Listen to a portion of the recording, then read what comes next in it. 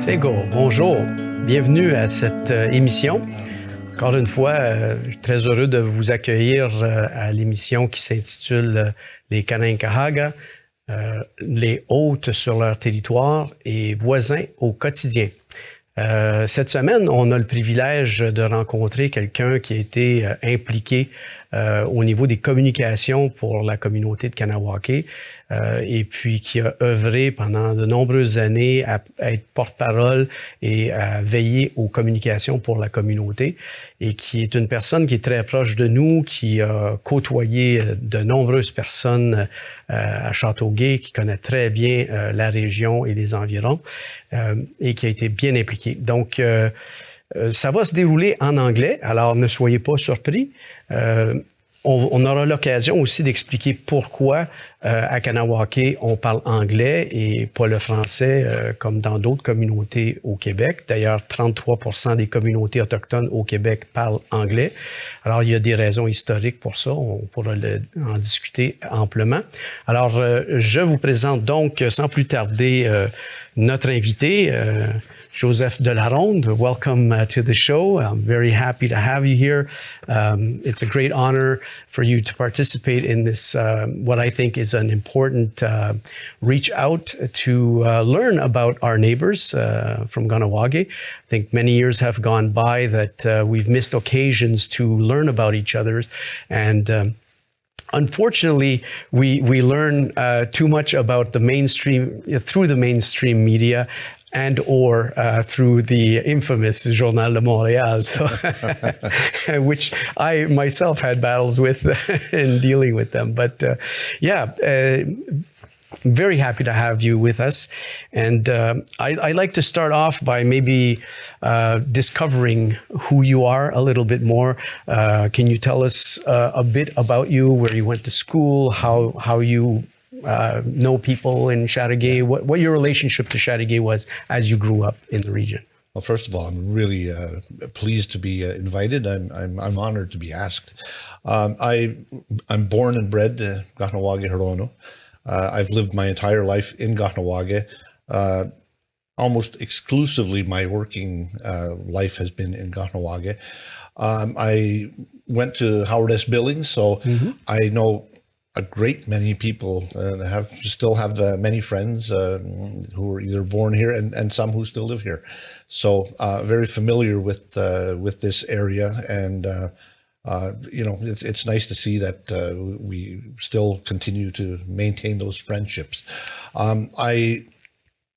After Howard S. Billings, I did a year of CEGEP at Champlain in Lennoxville.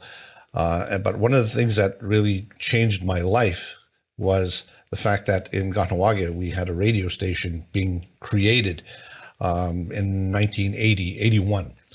And I had always been interested in perhaps looking at that. And it was kind of a dream because to me, radio or television was one of those things that, you're not going to ever get to do it. But I fancied myself as being Danny Gallivan, doing play-by-play for the Montreal Canadiens. So I loved the idea of doing radio. I listened to it even as a kid, and I said, let me try it. And I took a course. And when we opened the radio station in Kahnawake, I was one of the very first people on the air. The very first day, on March 30th, 1981, I was one of the first 5 people on the air. So my career in this goes back 45 years. Wow! So I've been doing it for a long time. Wow, that's exceptional! Congratulations! That's and I believe you're still on the air once in a while. Every once in a while, I pinch hit as a talk show host. I did a play-by-play lacrosse last year. I filled in an emergency there, and I still sit on the board of directors. So I'm still involved. Yeah. Well, that's very good. Well, with all this experience, I have to ask, I mean, from your point of view, how important is local, regional, and national coverage, whether it's from Indigenous or settler-run outlets for members of the community? First of all, Kahnawake has always been, and I imagine always will be, a very political town, very politically knowledgeable. They get involved. They pay attention to the world around them. we've always taken advantage of the situations as they arose historically. I mean, if you go back way back to the time of the fur trade, for example, we knew all the routes with the canoes, and they hired people from our region and especially from Kahnawake, and we took those jobs, took advantage. When they built the CPR train bridge back in 1886 or 89, one of those years, they didn't hire anybody from Kahnawake. But when the job closed down at 5 o'clock, the bosses noticed all these men are climbing all over this, and they don't have any fear. And so over the years, that became one of the things that made us who we are, because we started to get hired, and our men became so good at it that we became iron workers. And so, we've always known what's going on. We know that we've been pushed into this little corner of the world, whereas, we used to live freely throughout the US and Canada. We didn't have that border. So politically, we've had to fight to maintain our identity, who we are, and thrive. Not just survive, but to thrive. And so part of that, knowing what politics is knowing the direction that they're taking and what they're trying to do and staying ahead, and knowing how to maintain our position and deal politically, and that's gone on forever, ever since we first met back in the 1500s or wherever it was. So the people in Kahnawake especially continue to follow the news. We're often in the news, and I think it's hugely important, because the view of what people see or what people think about Kahnawake is reflected in what the media has been reporting all through the years. Yeah, well, I wanted to touch a little bit on issues that were a little more salty, if I can use the expression. There's always a view perceived from the non-Indigenous or settler media outlets, and then there's the view from the inside. Is there a big, I know there is, but the big difference between the two, the approach, how do you perceive it? How would you describe it? Well, for one thing, I didn't mention that for a few years I was also involved politically. I ran for council. I was on council from 1988 to 1990, which was a very tricky time. But I was also on the other side of it in the media. And then I worked for the Mohawk Council of Kahnawake for 22 years, most of that as the press attaché. Yeah. So I dealt with media all the time. And I think I loved that job. It was a great job, because I always felt I had the unique position of being able to talk to reporters who maybe I knew didn't know. So I would have a chance to kind of educate them and say, ask questions so you have a better understanding, instead of just saying, can we get a quick quote? Yeah. Which is, and the media today is different. We'll get into that. But we would have a chance to flesh out quite often what the stories were, and then hopefully they'll have a better understanding about why Kahnawake held a certain position, and hopefully have the outside, the people everywhere, either in Montreal, in Quebec, Chateauguay, wherever they're watching or listening from, have a better understanding of who we are, and not just the fact that, gee, they're always upset. Yeah. They're always mad. Because that's what used to be, I think a lot of people would say, they're never happy in Kahnawake. But if you, and Sergio, because as the former mayor of Chateauguay, and somebody who actually took the time to get to know a lot of people, it's not actually, it's a pretty happy place. Yes, for the most, but when there's something that happens, we do stand up, we do make our positions known. But the important thing was, over the years, now there's a better understanding of the why we are the way we are.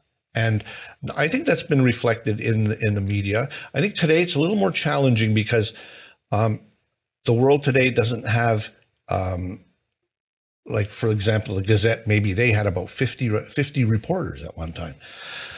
Well, now they're down to, 4 or 5 reporters, and they don't have the time to go to all of the events, and even television. And so now it's become a little bit more concerning that the stories aren't going to be fully fleshed out. We're very fortunate these days as First Nations people that we have our own television network, APTN. So they are able to get some of those stories out and flesh them out. And there's been some developments that have been very positive through the years. And for example, CBC has a department now, Indigenous News, that has been very successful. One of our reporters has been there now for several years. Gonna see you, dear. Yep. And she's won some awards. She's I've known her. She was actually, we worked together when I was working at Mohawk Council of Kahnawake.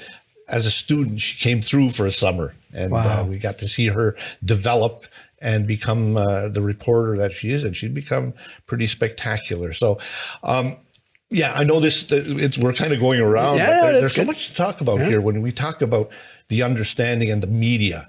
My biggest challenge when I was working as a press attaché was to make sure that the whole story, the reporters had a better understanding.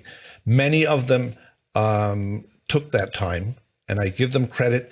Of course, the biggest challenge was people like some of the reporters, maybe from the Journal de Montréal, who sometimes just didn't want to just give me something, and I'll run with it. But there are a lot of good people who were working there at the time I was, and they did take the time, and they did try to understand. But I know it's the policy of the paper to be a little more confrontational. That's just the way it is. Luckily, Montreal doesn't have just one paper. And so you could have varying viewpoints. And the relationship has been better media-wise when they've had that understanding. And going back to 1990, of course, which is when really everything changed, there were bad things or challenging things about it. Even in Kahnawake, some people still shake their heads and go, "Oh my God, that was a terrible, terrible time." But I think it's something that kind of had to happen. It was like the pimple that had to. Yeah, exactly. It was building. It was building, and that changed a lot of perception. And I guess in the aftermath, there was a lot more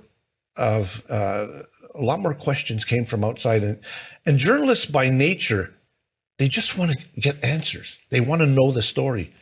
They're not all working for the National Enquirer. They actually want to understand.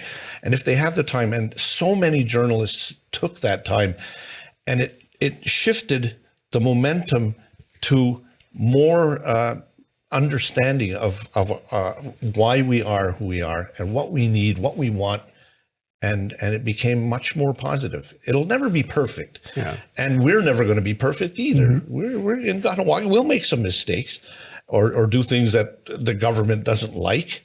But the fact is, if we talk and we speak and people have a chance to hear that we're human beings all together, we'll have a lot more success, and we have to build on that. You noticed, I know we've talked about it at the same time that you answered this, but have you noticed instances where Indigenous issues have been politically instrumentalized, in the mass media? It certainly happens, but I know from the media point of view, the story will always be the story, and it's only when you're looking at somebody who says, "Well, let's do a deep dive." And do a 3-page story. Papers don't do that as much anymore. So when they start to do that, when they get into the different layers of issues. And I guess one of the things that's happened over the years is some of the changes that have happened politically. For example, you look at when the missing and murdered women came into play, when all those bodies were found of the children out in British Columbia as these things started to happen, I think the whole political landscape changed in terms of Canada, because now they're seeing that we didn't know this. This is crazy, you know. And then, so now when something happens, the Joyce Echaquan thing, for example, so now when they look at changes in the health system, sometimes that will get put in there that, well, we've done so many things, but there's still the problems with some of the respect that is not given to certain segments of society, including our people.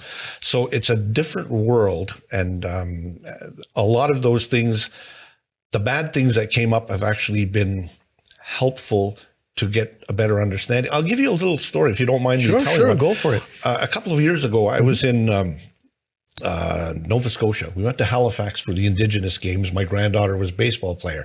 So my wife and I went. And I went to the opening ceremonies, and the mayor of Halifax gave a little speech. And he just said that, well, you know, we welcome all of you here. And he says, we have mobilized here. And he says, I'm very happy and proud to announce that over 5,000 Haligonians and people from Nova Scotia have volunteered, signed up to volunteer. And when we went to the events, I noticed so many non-Native people. Most of the volunteers were actually non-Native. So of course, me being me, having been in that milieu for a long time, I would ask, I said, gee, what motivated you to do this? And I heard so many of them say, after what we've done to you all these years, that we have to do something to give back. So this is the least I could do. And these are just common people. Some of them retired, some students. It seemed like all age groups, all sexes, black, white. And they wanted to show somehow. I thought that story should have gotten better coverage, actually. Yeah. I really did, because it showed that there was a movement a little ways, the understanding. And then going back to earlier in our discussion, how come they're always so upset?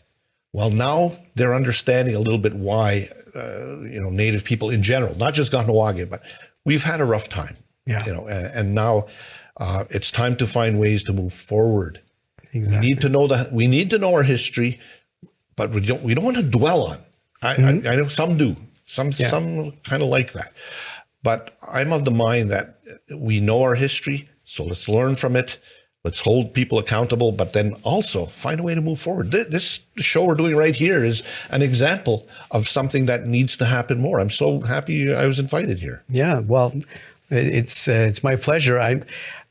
I think one of the reasons why this type of conversation hasn't been had, it's coming back to the initial statement that I did at the beginning of the show, is the language. And communication, you have to understand the other person. And in Quebec, the English language, unfortunately, represents something of an oppression. So I always, I say with amusement, but I know it shocks some people when I say that, as a Francophone, our ancestors were colonizers, but they were colonized. So they're doubly frustrated because they know now what they had been doing, and they don't like it to be done to them. And it's sort of a sad reminder, a frustrating reminder. So I think it's important to break that barrier.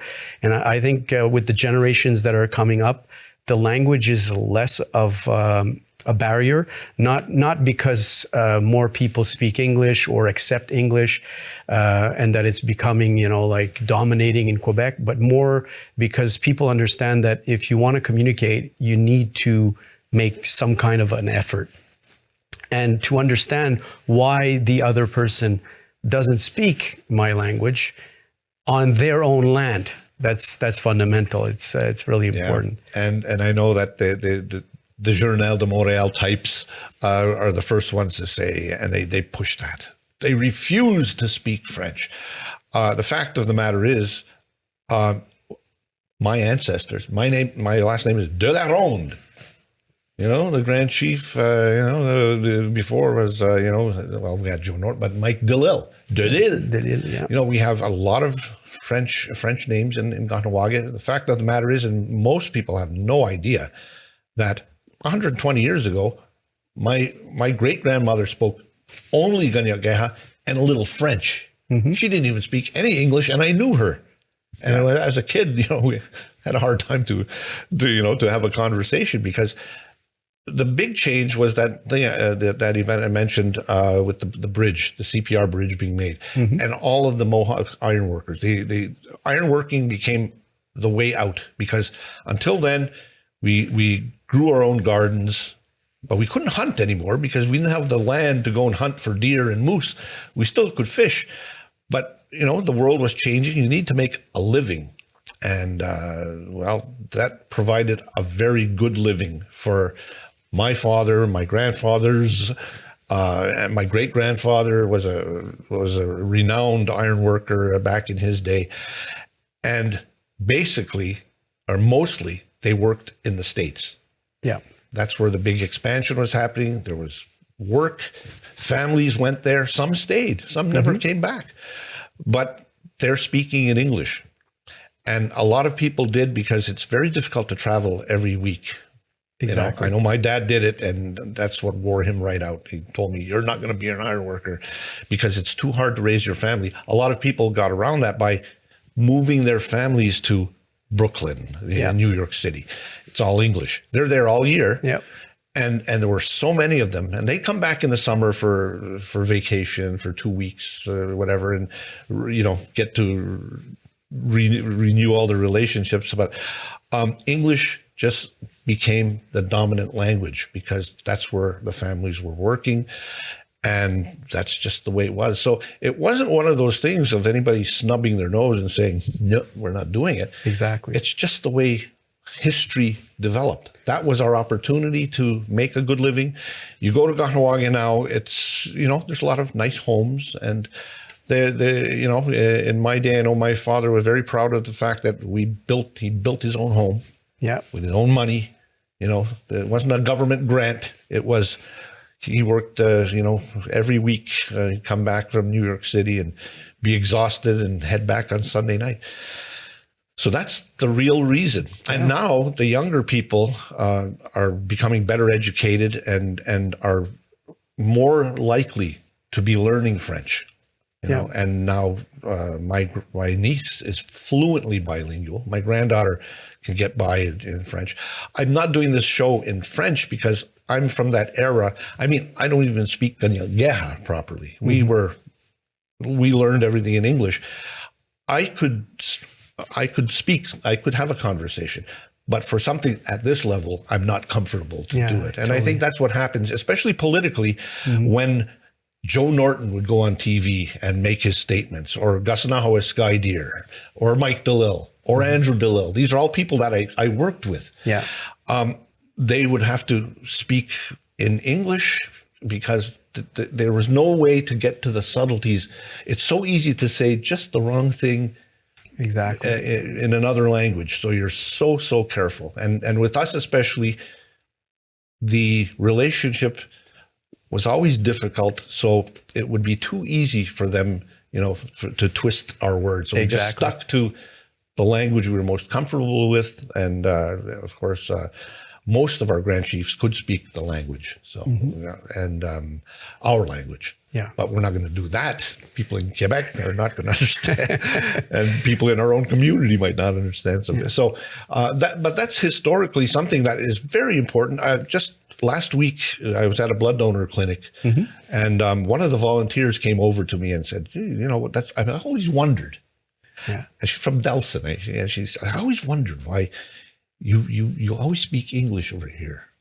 And she was doing, it was an honest question. Yeah. It wasn't like, you don't like us. You just, why is that? So I did that explanation. I did that several times with reporters. Young reporters had no idea. Yeah, because they don't teach that in school. Exactly. It's not something that is taught. Why does Kahnawake, speak mostly English? So I took it upon myself in my job to try and explain that. It's not Quebec or anti-Montreal or anything like that. That's just who we are. Circumstantial linguistics, Yeah. I guess we can call it. I always tease a lot of my Mohawk friends, and I tell them, you don't really speak English. What you're talking is Italian dialect English. You guys in Brooklyn, you were too long with Italians, and now you're speaking the Italian English. You would know. Oh boy. Yeah, so moving along here. So what steps do you think could be taken to improve media coverage, both in settler and non-settler newsrooms with Indigenous, for Indigenous issues in particular? I know you've mentioned that things have changed a lot. I would say things changed dramatically in the last 5 years. I've noticed the last 5 years has been a big change. I think for one, there's the United Nations Declaration. Took a long time for Canada to come around to that. But once that was done, of course, when they found the graves of the children, that was really something else. Idle No More shook up the country, but people still weren't too clear on. But because it was women leading the charge, there was some kind of sensitivity. I think there was more of a social approach to it, going like, well, if the women are complaining, there's got to be something. Like, we're used to having men complain about other men, so, politically. But I think also the missing and murdered women, that shook a lot of people. And since these events are really crunched in the latest years, I know there's been a big change, but what needs to be done? Is there like cultural awareness that should be taught, or how do you see that? I think there's more and more of it happening, even in sports. You go to the Montreal Forum, you watch the Canadiens and what they do at the beginning of the game. Yeah, You're on the land acknowledgement. Land acknowledgements. I went to Toronto, watched the Blue Jays, and lo and behold, they even had one of the elders doing the acknowledgement on the screen. Some people, I know, even some of my friends, there were a couple saying, big deal. Actually, it is a big deal. Those are things that, again, the landscape has moved more towards a better understanding and knowing that, yes, these were our lands. We had all of this. Circumstances, there were less of us. We got hit very hard with diseases that we had no immunity to.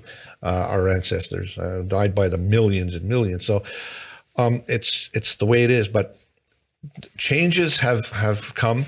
I know over the years I spoke to a great many journalists, and the younger ones especially. It's easier to change when it's harder to change when you're older and you've been doing something a certain way for a long time, and you have certain ways of thinking. But the younger people are more hungry to get at the truth, and for them, the truth is something they've all known in the past 5 years. So if you're about 20 years old now, as a kid, you're hearing all this stuff. So now that you're in school and studying and wanting to be a journalist, you have a different framework. Yeah. You know that these things happen. So now you don't have the old prejudices that may be still stuck there, because those are very difficult to get rid of. Yeah. You grow up hearing something and it stays in your head. And we have our own as Kanien'kehá people. I'm not going to say what they are, but we have our own prejudices. We're not perfect. Of course. We are not perfect. That needs to be said, but we are who we are. We should make no apologies for that. But there's a reason, and there is a change in tone from whether it's the Gazette, whether it's the Chateauguay paper, whether it's the Globe and Mail. There were times even 10 years ago when I was doing my other job as the press attaché that some of those columnists were still giving it to us. Yeah. Who the hell are the Mohawks? They were giving it. But we addressed it. Yeah. And we wrote letters back. And we spoke to some of those people. And we wrote rebuttals. And, and I guess maybe some of that 10 years ago when they started hearing about these other things in the last 5 years, some of them must be going like, hey, I should have thought of that. But they're coming from old school. Yeah. So they're not thinking of that. That was never in their DNA to discuss that or learn about that. It was never taught in school. Exactly. I had a very interesting. I was in a meet. I was very fortunate, and I think I've led the most fortunate life of anybody I know. A few years ago, Kanien'kehá Sky Deer was the Grand Chief, and they signed a deal with Hydro-Quebec, the first ever partnership. Because Hydro they do what they do, but they worked with Kahnawake to create the portal to go to New York City. I was fortunate enough to be in the meeting when the then president of Hydro-Quebec, Sabia. Yeah, she came to Kahnawake at the Cultural Center. Oh, the one before. The one before. Before Sabia, her name escapes me. But the fact is, I was in that meeting. There was only 5 of us. She had her assistant and Grand Chief. I happened to be there as press attaché and her political advisor. And they had just a great conversation, the Grand Chief and the president of Hydro-Quebec. And the thing that struck me most was that the president kept saying over and over again, "We never learned that in school." She said, "We never learned any of that in school. Not one little bit of that in school." Sophie Brochu. Sophie Brochu. Thank you. Just flashback. Yes, Sophie Brochu. She says, "We never learned any of this." And that's why they were so much involved. They wanted to be partners and donate to the new cultural center, because if it could help get the word out and educate not only our own people, but the people who will be visiting, have a better understanding who we are. She said, "We never learned that in school." Exactly. And it was and part of the thing you see where they did the school settlements, the Indian Day School. I went to school at Indian Day School. I learned very well. I think I liked school. They taught us reading, writing, arithmetic, and other things. But one thing they didn't do is they never taught us about ourselves. There was nothing in any of the studies that was ever about ourselves. So, if you weren't talking about it at home, you're busy. Mom's cooking. That's right. Dad's working. We're playing baseball. We're not talking about, the little things. And so we didn't know our own history for a long time. It's taken some really good people. Gerald Alford's one of the first who really took that ball and ran with it. He went off to University of British Columbia, and just really worked towards becoming a true historian, an advocate for our history and all of that. Christine Zachary Diome, whom you might remember, was also very, very a student of history, our own history, but knowing the relationships. And it's so important to have people like that to help get the word out, so that as time goes on, we should just be good neighbors. And once in a while, like, "Hey, guys from Chattagee, come over and have a barbecue." And actually, we're doing some of that. Exactly. We have the powwow every year. And the powwow came out of course, a very difficult time. The most difficult time any of us have seen in our history in terms of, native, non-native.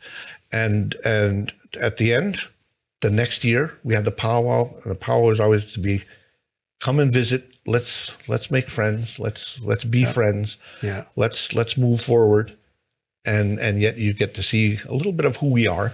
Exactly. Some of it a little show busy. Some of it, some of it, but it's fun, and people come from all over, and to this day, because I go every year, I still run into people who say, "We should have come here years ago." And people from the surrounding areas, they all come by. I never came, so now they're coming. They feel less intimidated. Exactly. They feel like, "Oh, well, this is not such a." People aren't walking around with M16s and AK-47s, because even the premier of Quebec, at one point when there was a protest a couple of years ago, and the trains weren't running. Yes, I remember. He made a statement. It was such a careless statement that, "Oh, we understand there's people with AK-47s in some of those barricades," and that just wasn't true. And we had to really let media know that that's such a bad thing to say and irresponsible. It's like Donald Trump. Yeah. Well, it's a little bit to that I was referring to in my earlier question on instrumentalizing Indigenous issues and using one cause for dissent or for resistance, and mixing, like stories to horrify people or to scare people. I know I've lived it when I had a mandate once. I too worked for the council. Actually, I worked for TVSO, economic development, and for the wind farms. And we were trying to approach the region. And I remember the newspapers. We actually brought Journal de Montréal in front of the Conseil de Presse, and we won on 2 accounts.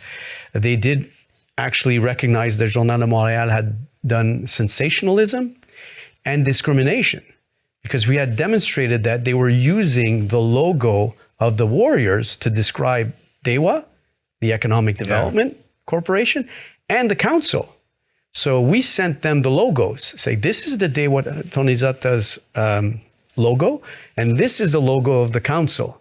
Now you tell me where you see anywhere in these 2 pictures the logo of the Warriors. Explain that one to us. And it was quite spectacular to see how it was instrumentalized. A few years ago, I guess it was 2000, I can't remember exactly the year, when I think it was 2007, the shootings at Dawson, when people were killed.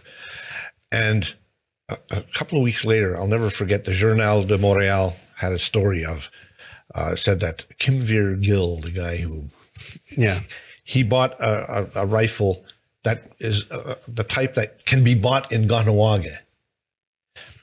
Wow. And it was like so irresponsible, and just waving the red flag at the bull and get people worked up, and my God, and it was just so irresponsible.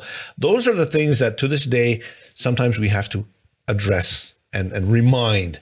And is there more or less than there's less? There's less. I have a feeling there's less. There's less, and as time goes on, I think there's going to be less and less, because you look at the premier, and the premier is not 25 years old. He's an older guy from an older generation, and like I said, those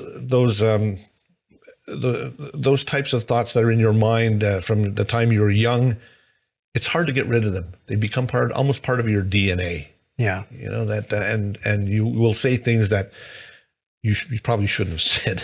Exactly, and that's it. And they're meant to inflame, but there's less of it. And you asked the question, what can be done?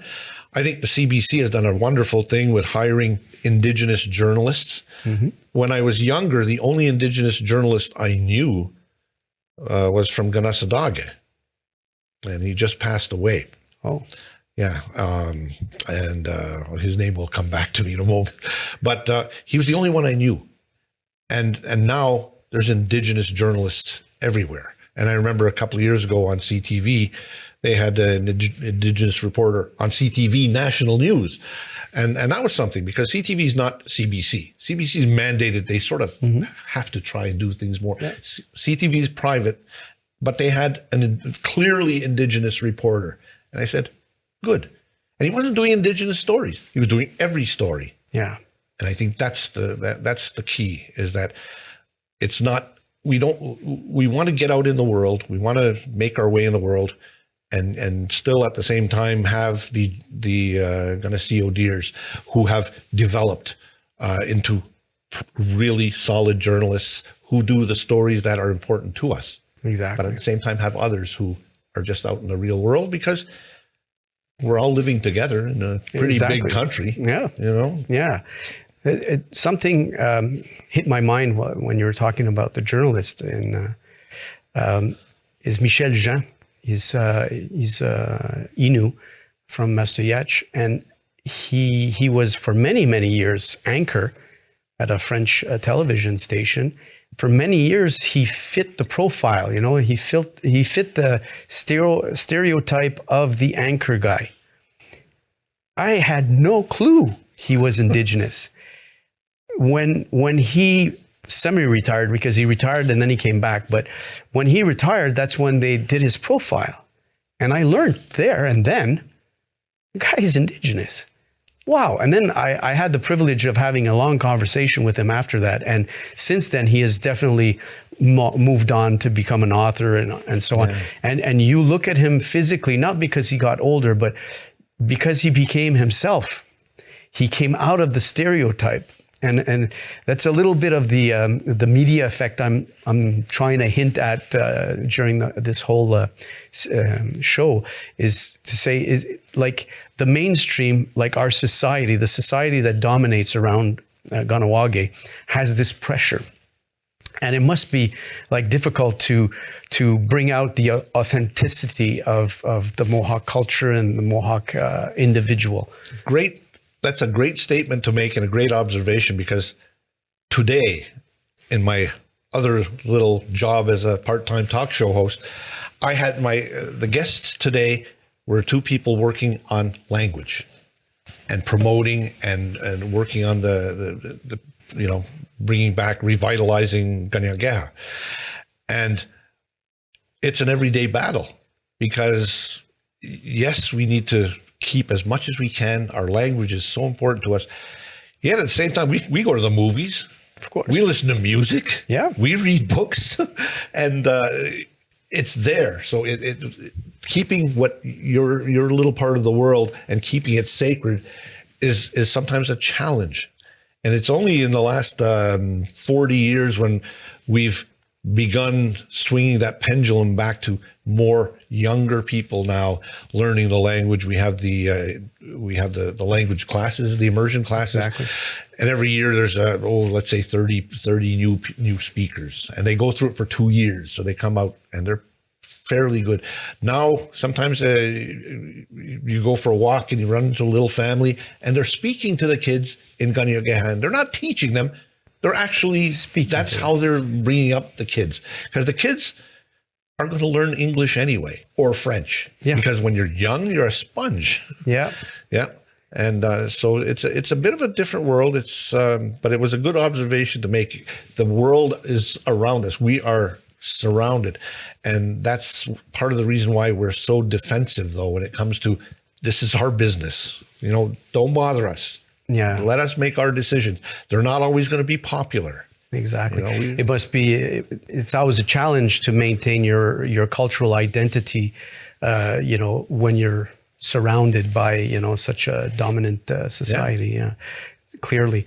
I mean, one example comes to mind is when I give the Indigenous Awareness course in my professional life. I always use this example of the challenge that Indigenous people must face on perception. Like if you go to the beach, say, like Florida is not popular these days because of a certain person, but let's say you're on a beach in Mexico, and you have your Montreal Canadiens hat on, and you're on the beach enjoying and somebody comes and puts his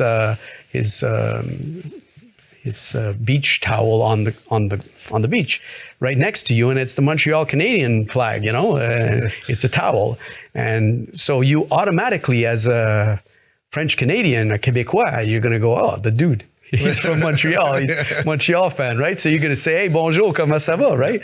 And the guy turns around and he's going to say, go. This guy's a Mohawk.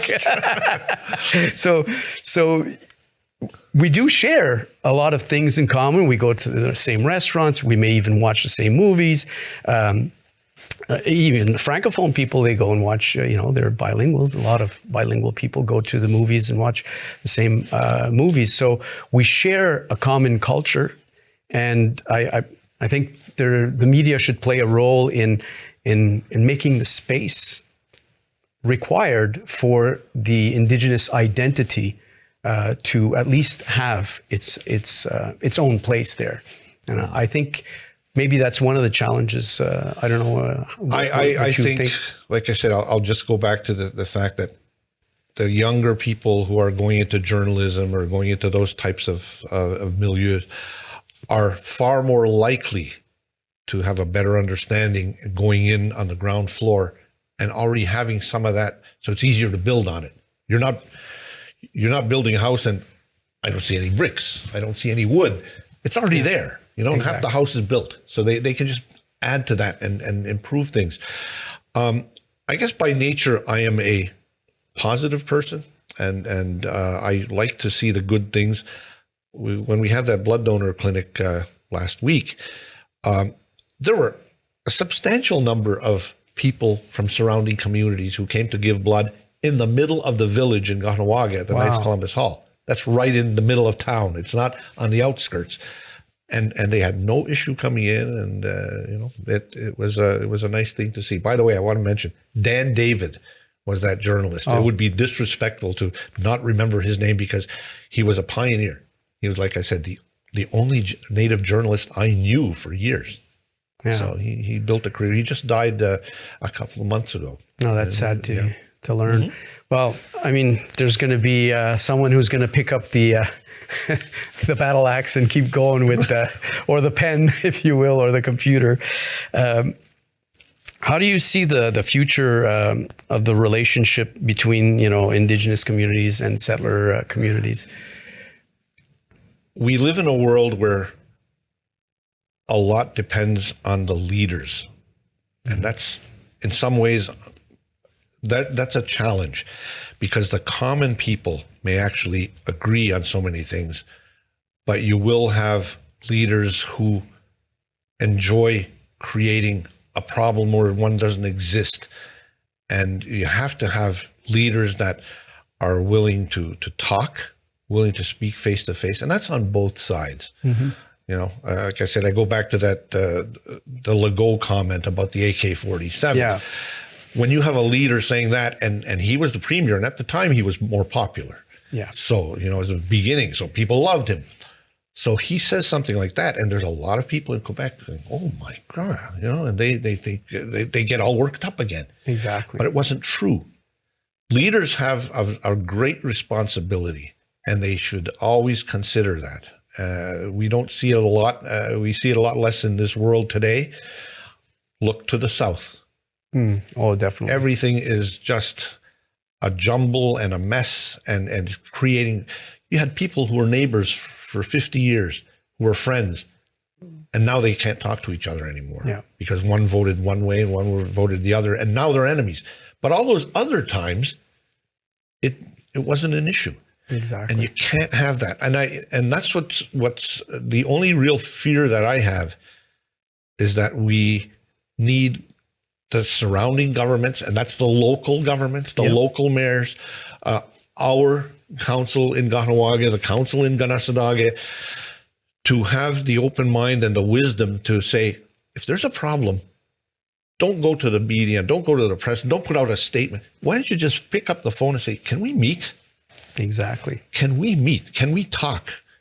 Because face to face, it's hard to be looking like you want to punch somebody out. Yeah.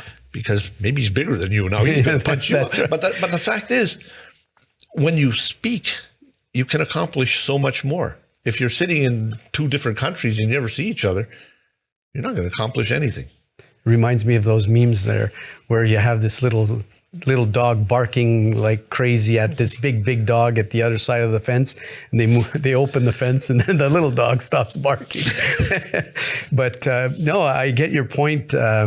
I think, my experience when I was, with the municipal governments, I do remember bringing, she's now a senator, Hôtes, and at the time she was starting as a consultant, and we invited her to come and teach us as a council,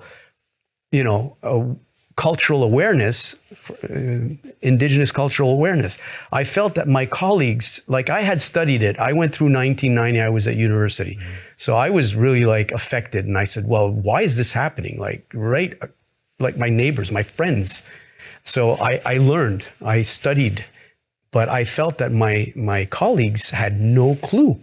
Yet they had the most profound opinions, the most set opinions, impossible to move them. That was the truth. And yet it was based on fallacy. So then we took it a step further with the Union of Quebec Municipalities. We created a committee of mayors, neighbors to First Nation communities, trying to do the same thing again, opening channels, getting people involved, and inviting her again to teach us. The problem is that it stopped. When drivers and I come full circle to what you said about leadership. Not that I want to brag about what we did, but it's just to show that when we did it as mayors who said, yeah, we should be having this conversation, and we did it, things were getting better. We actually participated in meetings when there was conflicts. You know, mayors from everywhere would get on the line talking with the Minister of Indigenous Relations, going, hey, we have to settle this, and not taking part only for the municipality, but for the good of the resolving the situation. But after this leadership left, right now, there's none of that at the UMQ anymore.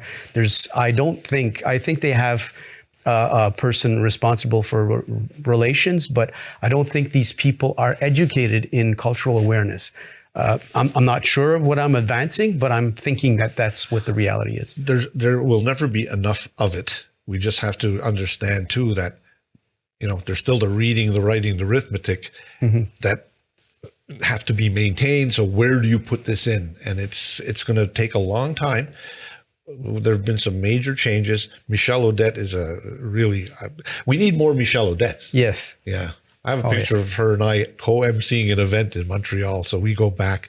You know, we need people though to carry the torch in a good way and just keep going and making the, Kanien'kehá Sky Deer, the former chief, she's all over the country. Oh, yes. She's everywhere she goes. You know, she's talking to people and building relationships. Those are important things to do. I'll never forget, and this is not because you're doing this show. The first time I think I met you, I was doing a Kahnawake Condors game, I think it was. We were doing the broadcast, and here comes the mayor of Chateauguay. What's he doing here? And we brought you in, I think it was like intermission. So, you know, nice to see you, you know. And you were just there as you said, you have a good hockey team here. And I know a couple of people in Kahnawake, and I think it's a good idea as the mayor of Chateauguay to see what the neighbors do and how they feel and how they, I thought that's what we need more of. Yeah, you know, don't be strangers to your neighbors. Yeah, definitely. I think communications is the heart of everything. If you can talk to your neighbor, if you can talk to a person that you don't know, you never know. After a couple of minutes, you become friends quite quickly. We have so much in common. We're all humans, so we all have the same, you know, preoccupations: family, the kids, work, illness, you know. So these are things that bring us together. I mean, everywhere in the world. And I was brought to learn a lot about anthropology, so learning a lot about all nations around the world, all cultures. And I really do find there's like this common thread all over the place. People just care about their own. We just need to extend that care and consider others as our own. I don't know. I think that would be... think that in my experience now, that the vast majority of people in the world, and of course that includes here, are good people. Yeah. The vast majority. Who wants to be bad? You know, I mean, you're going to end up in prison or you're going to be hated. Or maybe Donald wants to. Well, he's a different story for a different day. We could be here all day. But the fact is, most people are good people. But they're not going to be outspoken about it either. Exactly. And so people who have a negative outlook tend to be the ones who are all over Facebook and are the ones making statements because the media goes to them and he'll give a good statement. I hate Quebec, or I hate this, or I hate that. Because they make for better headlines. Exactly. But the reality is most people just want to live their lives in peace, wave to their neighbors. If they get along well enough, come over for a barbecue. Exactly. And that includes like community-wide. You know, for many, many years, Kahnawake students were almost all Howard S. Billings graduates. Yeah. You know, the politics changed. Politics changed that, as a matter of fact.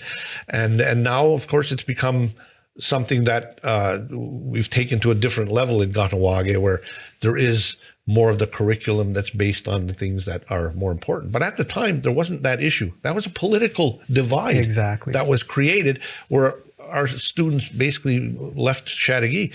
But before that, we had really good relations. I think there still are. You look at the Chateauguay Raiders, half the team is from Kahnawake sometimes. Yeah. You know, and there's friendships that are maintained for years and years and years. I still come to Chateauguay. You know, there's nice restaurants here, some good friends, and it's that's really the message is not always so profound. Exactly. Yeah. You know, the answer, the it's answer, just being human. Yeah, be human, be nice, be friendly, and there's times when you have to stand up, but even then, don't be so personal about it. Exactly. You know, sometimes somebody is getting a little too personal, then you tell them that.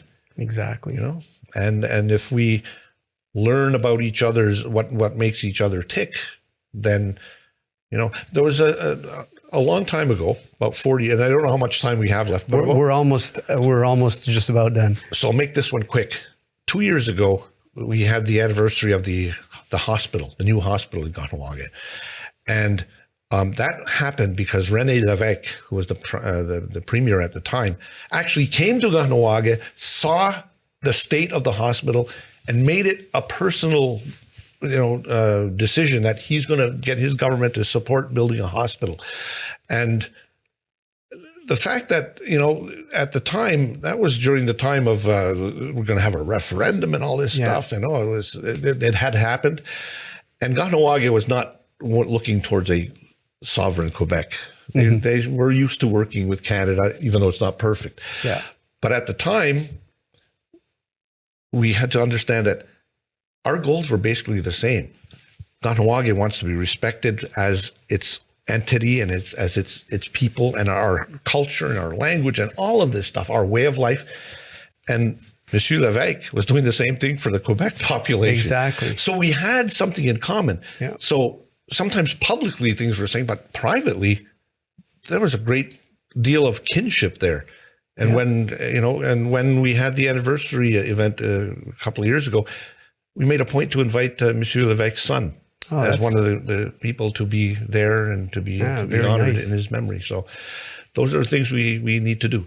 Well, on that great story, we're going to end it there.